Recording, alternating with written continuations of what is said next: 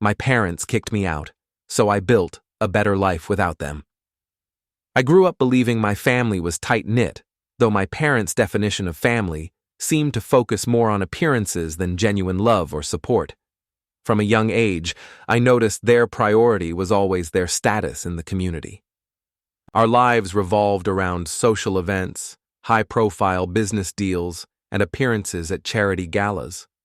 I was often dressed up for photo ops, but left out of the meaningful parts of their lives. By the time I was 12, I stopped asking for their attention. Birthdays and holidays became lonely routines. Gifts were extravagant but thoughtless, and celebrations were more about their reputation than making me feel special. My parents were professionals at looking perfect in public, but at home, I was treated as an afterthought. They often told me, "We gave you everything, so why would you ever need more?" When I turned 17, I asked if I could start working part-time to save for university. They scoffed and said I wouldn't need a job. University was a privilege, not a right, and only worth their investment if I earned it. I didn't know then that this was their way of setting me up to fail. As soon as I graduated high school, they dropped the bombshell. They had prepared me to move out, and I had 30 days to do so. With no savings and only a part-time retail job, I scrambled to find a place. My parents offered no help. A family friend with a truck helped me move into a rundown studio apartment I could barely afford. They didn't even show up to say goodbye. From that moment on, I was on my own. My first year alone was a nightmare.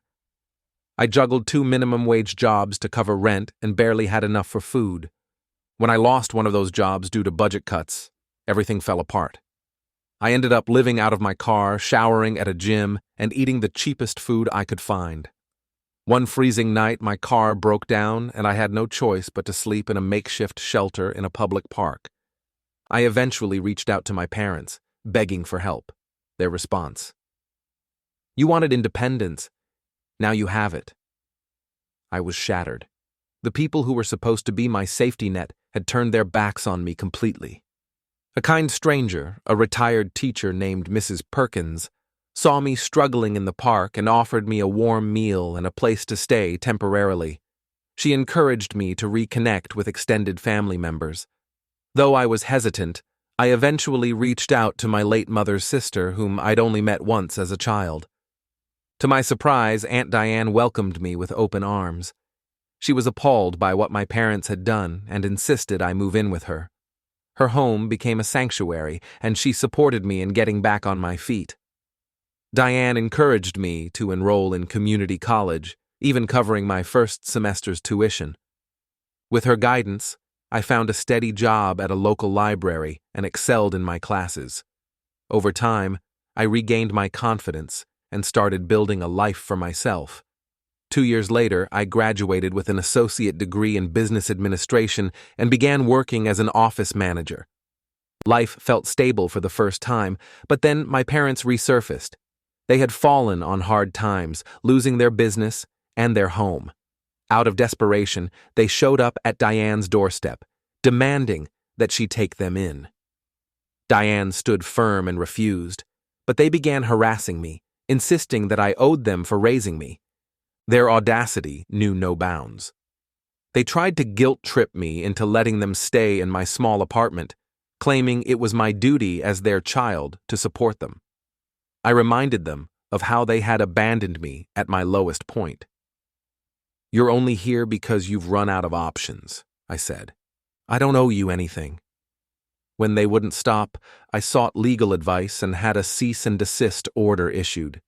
It was the hardest thing I'd ever done, but I knew I needed to protect the life I'd worked so hard to rebuild. My parents eventually left town, and I haven't heard from them since. Today, I live a life that feels worlds away from the one I was born into. I'm pursuing a bachelor's degree, have a circle of supportive friends, and even volunteer at shelters to give back to those who helped me when I had nothing.